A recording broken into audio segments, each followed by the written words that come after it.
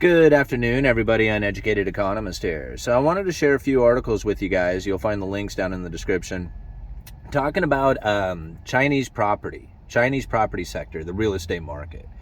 And I didn't realize this until after I had read the article, but the Chinese property sector, the real estate market, is the largest asset class in the entire world. That's immense to think about, and how damaging that can be on a global scale when you think about all the different companies and countries and people who are involved in the real estate market when it comes to China. Now, we knew that there was some issues taking place when they started lifting interest rates. Once they started raising the interest rates, that started creating a hell of a problem when it comes to the property developers rolling their old debt into new debt, and then also people taking out new loans to buy houses. The problem that really started to come up when it came to the property developers is when people stopped making their payments on unfinished or not even started projects yet. So this is something that is not going to be easily repaired. It's not like you can just say, hey, we're going to drop interest rates and everybody's going to go back to normal. It doesn't work like that. Once the ball has been rolling in this direction, it is very difficult to stop it. The contagion effect from the defaults from property developers, that can start affecting people all over the globe. Not just what's happening in China, but everybody everywhere. And this is something that you really have to consider. The things that are taking place in China can and will have an impact on the rest of the globe. Now, it's kind of funny because it's not just the things that are taking place in China, like the decisions that they are making, but it's also the decisions that are being made over here in the United States when it comes to our monetary policy. So now the Federal Reserve is going into quantitative tightening. They are not printing money. They are not going money printer go burr. That's not what's taking place now. It's going the other way. They are actually pulling cash in out of the system. So if you can imagine, if the Federal Reserve, when they were buying treasuries, that was them printing up money and buying those treasuries with printed money. Okay, now a lot of people might argue about the printer press and that they don't actually have a printer that goes burr and the money doesn't get created as far as paper money. It's just digital entries into a computer, whatever. What's happening is the Federal Reserve is creating that money and buying the treasuries. But when those treasuries come due, when the coupons are paid, now the coupon is the interest payment that these treasuries pay. When that stuff is starting to come due or the coupons get paid, the Federal Reserve is not rolling that over into new debt.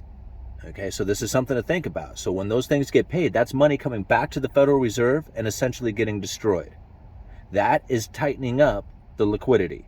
That is causing the dollar to get stronger. And when you have nations and corporations and people all over the world who have taken out debt using dollars, it makes it ever increasingly more difficult for them to acquire those dollars in order to pay those debts. And this is where a lot of nations around the world are really struggling because they would love to go into a quantitative easing if they could. The only problem with it is, like places like China, is when they do, they start to weaken their currency. That takes ever increasing amounts of their currency in order to get our dollars, the US dollars, to pay off those debts that they have written in US dollars. So now this is something that you really have to kind of wrap your head around, is that as the dollar continues to get stronger, it's going to be more painful around the world. Not just here in the United States, because we're going to suffer for the consequences from it too, as everybody who has taken out a lot of debt or have pushed themselves to the limit on how much debt they can take out, meaning that they are in debt saturation, all the money that they have coming in is going out paying that debt. If your cost of living goes up, or if the interest rates go up, you're no longer able to make those debt payments, or you're no longer able to live without taking some sort of cut in another area. This is really what the problem is going to be going around the world, is because it's going to create a sovereign debt and corporate debt currency crisis, right? It's not necessarily so much the currency crisis, it's the lack of availability of that currency. People are going to start hoarding on to cash and they're not going to let it go very easily. The only way you'll let it go is by paying a higher interest rate on it. And that's where you're going to start seeing the interest rates continue to rise.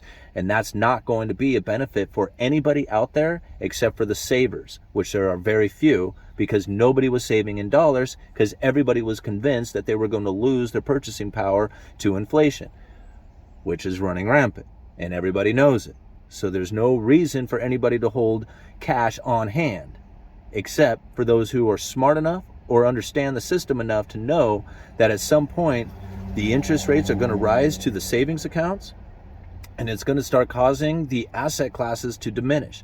Very much like what's going to be happening here in the United States when it comes to the stock market, when it comes to the housing market, when it comes to the bond market. All these classes, all these assets are going to start diminishing in value as the dollar continues to grow stronger, as the Federal Reserve is tightening up that liquidity, going into that quantitative tightening. Now, over in China, this is really where I'd like to keep the focus on, because the things that are taking place there in China are going to find their way around the rest of the world. Now, it may not be exactly the same way. Like here in the United States, a lot of people are expecting a housing market crash. Now, when we experienced the last housing market crash back in, the great financial crisis, that was due to a lot of people who were taking out loans who really just couldn't afford them. They couldn't afford the payments. They didn't have an appropriate job. Maybe they didn't even have a job at all, or maybe they were buying multiple places, taking out multiple loans.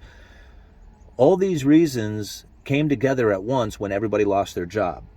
Right? As we started going into recession, people were losing their income. They could no longer afford to make the payments on those houses, or they couldn't sell that house in a speculation fashion. Then everybody started going into default. Well, not everybody, but a lot of people started going into default, and it caused the housing market to crash.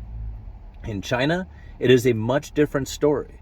What's going on in China is that the property developers themselves, the people who are building these homes, building the buildings, they're the ones who are going into default. It's not necessarily the people who are, although they have, since the default started taking place with the property developers, have exacerbated the problem by failure to make their payments on these unfinished projects. But that's more of like the symptom of the real problem. The real problem was that the property developers were defaulting, and that they weren't going to be able to complete these projects. And the main reason why they were defaulting is because the dollar was continually getting stronger, and they were unable to acquire the dollars that they need to pay off those dollar-denominated debts. As the interest rates were rising, they weren't able to roll that old debt into new debt, and they started to default. It's just the way it happens.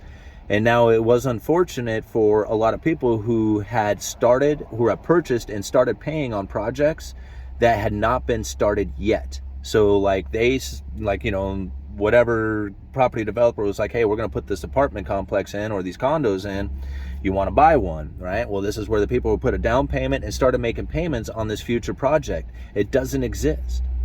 So now what do? If you don't continue to make those payments, or if the people stop making the payments, well, then that particular asset, that future asset that's like the concept, well, then it no longer has value to it, and you're not able to sell that.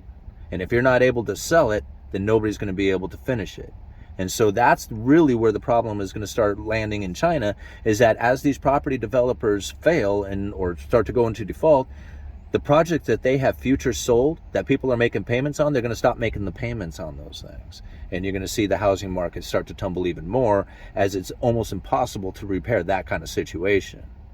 And now I doubt we're going to see that kind of thing happen here in the United States, but I wouldn't be surprised to find that, something in, say, like the tech sector or energy sector or something like that starts facing a similar situation, in which that they have overexpanded themselves in such a way that they are no longer able to continually function unless it was ever increasing amounts of cheap debt, which is going away, right? The Federal Reserve is lifting interest rates. They're bringing in the money. They're doing that quantitative tightening, and nations and people and corporations all over the world are going to suffer the consequences from that. People talk about how China is going to be the next world reserve currency. I very much doubt it. Not anytime soon. I mean, if people are looking for that to happen in the next year or two, don't hold your breath. I mean, if you're talking decades, maybe then. But right now, there is no way that you're going to convince the world that China is the safe haven asset to be in. They have 3% of the world's global trade. Even if they were to triple the amount of global trade that is used, that the yuan is used in global trade, even if you were to triple that, you still would be less than 10% of the world trade done in yuan. So it's not happening anytime soon. The dollar is it. If you are not keeping a focus on the dollar and how it is strengthening and how that is going to cause damage around the world, you're missing it. That's really where the problem is going to be. The strengthening dollar is going to destroy the world. All right, uneducated economist, you guys let me know.